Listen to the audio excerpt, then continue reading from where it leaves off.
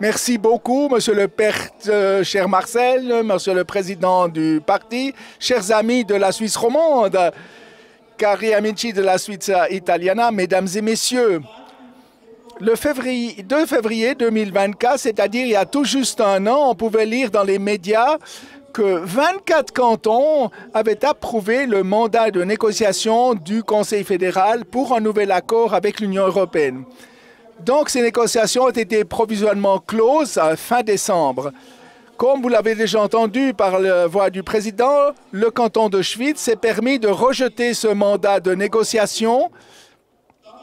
Donc, en tant que Conseil d'État schwyzois, nous sommes particulièrement prononcés contre la reprise dynamique du droit, le mécanisme de règlement des différends avec la participation de la Cour de justice européenne, le système des mesures de compensation et les nouvelles contributions à la cohésion.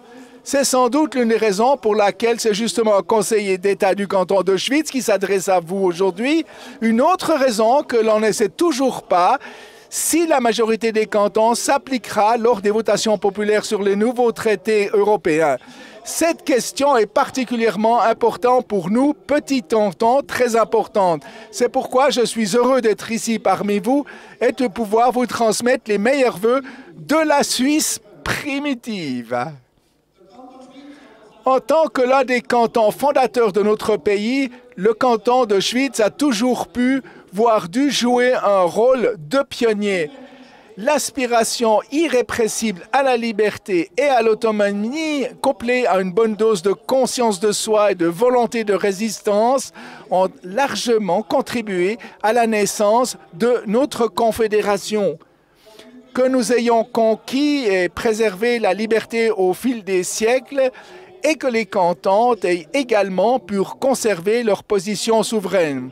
Mais ces vertus ont aussi largement contribué à l'évolution récente de notre pays dans la mesure où Schwyz et d'autres cantons conservateurs ont, par leur vote, fait échouer plus d'une bêtise dans les urnes.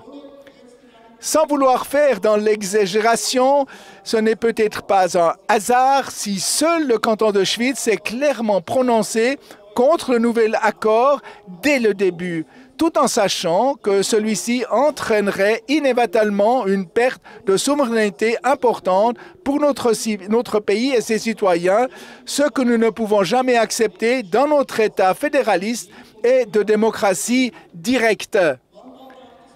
Donc, dans la vie, mais aussi dans la politique, il faut parfois un peu de colonne vertébrale pour défendre sa position, même si l'on se retrouve d'abord dans une minorité.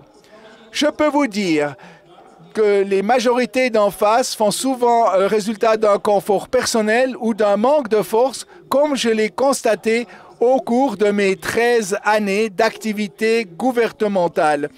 On préfère s'aligner sur la majorité, concordée par des tireurs de ficelles qui poursuivent souvent des intérêts que personnels, et c'est ainsi que l'on peut passer rapidement et en toute tranquillité du déjeuner debout commun.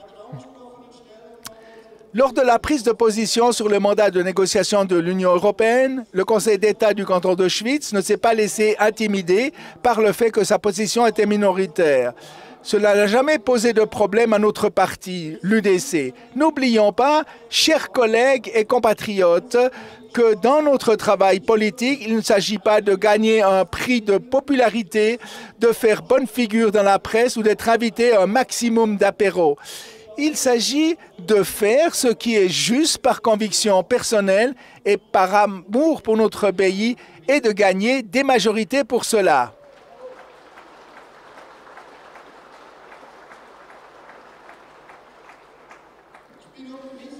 Je suis optimiste quant au fait que la position minoritaire initiale du canton de Schwyz et de nous autres, l'UDC, finira par déboucher sur une position clairement majoritaire de la position suisse qui mettra un terme à ces accords coloniaux et mettra enfin un terme à la tragédie qui dure depuis des années avec l'Union européenne.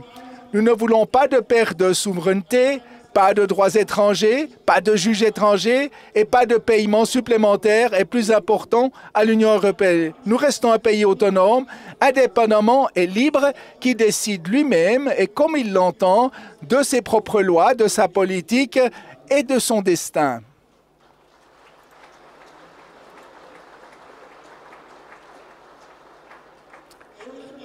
En toute honnêteté, nous devons admettre, tant du côté des opposants que de celui des partisans euphoriques du nouveau traité, que son contenu exact et son application finale ne sont pas encore connus. Mais je peux vous prédire avec une probabilité proche de la certitude que les dispositions finales ne seront pas meilleures ou à l'avantage de la Suisse que ce qui a filtré ou a été interprété jusqu'à présent. Et ce qui a été interprété également dans ce cadre. Il faut donc s'attendre à ce que les cantons et leurs banques cantonales, les entreprises d'approvisionnement en énergie et les assurances immobilières restent dans la ligne de mire des accords de l'Union européenne au titre des régimes d'aide d'État. Mais nous voulons également nous en tenir à ces institutions et acquis des cantons qui ont fait leurs preuves et ne pas les porter en offrande à Bruxelles. Globalement, l'enjeu est très important. Des intérêts majeurs de notre pays sont en jeu, son essence, son bien-être, ses libertés, son autonomie. Et in fine, chacun d'entre nous est pleinement concerné par ces traités directement. C'est pourquoi il semble évident, selon le bon sens, que ce traité soit impérativement soumis au peuple pour décision, et ce, avec la sanction supplémentaire de la majorité des cantons. Pour moi, en tant qu'avocat, l'interprétation juridique des articles 140 et 141A de notre Constitution fédérale plaide également en faveur de l'application de la majorité du peuple et des cantons. En effet, le contenu et la signification ou l'effet matériel de ces traités se situent clairement au niveau de la Constitution et de l'adhésion à des communautés supranationales. Il est donc grotesque de la part des partisans des nouveaux traités de l'Union européenne noire de vouloir le contester pour contourner la majorité des cantons tout en prétendant que le sort de la Suisse en dépend. Le fait que l'on envisage de soumettre le nouveau traité uniquement, voire tout au plus, à la majorité du peuple est un affront à notre démocratie et prouve par quel tour de passe-passe elle est remise en question par certaines élites politiques. Et très simplement, on peut se demander, si ces traités sont si bons pour la Suisse, pourquoi a-t-on peur de les faire voter par le peuple et les cantons? C'est précisément ce qui correspondrait aux pratiques politiques et démocratiques en vigueur jusqu'à présent dans notre pays.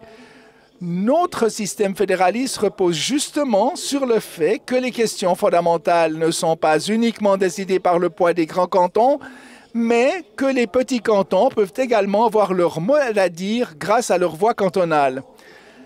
La votation sur l'adhésion à l'Union européenne, à l'EEE, en 1992, a montré de manière signifiante que la majorité du peuple et celle des cantons ont une force d'expression propre, alors que seule une faible majorité de la population, 50,3%, s'est prononcée contre. Le verdict des cantons est très clair, 16 contre 7. De tels signaux et sensibilités en provenance des régions ne doivent pas être simplement ignorés, mesdames et messieurs, dans l'intérêt éternel de la cohésion et de la cohabitation pacifique dans notre pays, mesdames et messieurs. Je ne crains pas qu'un rejet de ce traité nuise durablement nos pays, car nos relations politiques et économiques ne se limitent pas à l'Union européenne. Nous sommes plutôt un pays interconnecté au niveau mondial et nous voulons le rester. D'ailleurs, l'Union européenne n'aura ni la force, l'unité interne de mettre sérieusement en danger les relations économiques avec son quatrième partenaire commercial. En tant que Suisse, nous ne devons pas toujours nous figer comme le lapin devant le serpent dans cette lutte d'intérêts et nous faire plus petits que nous le sommes.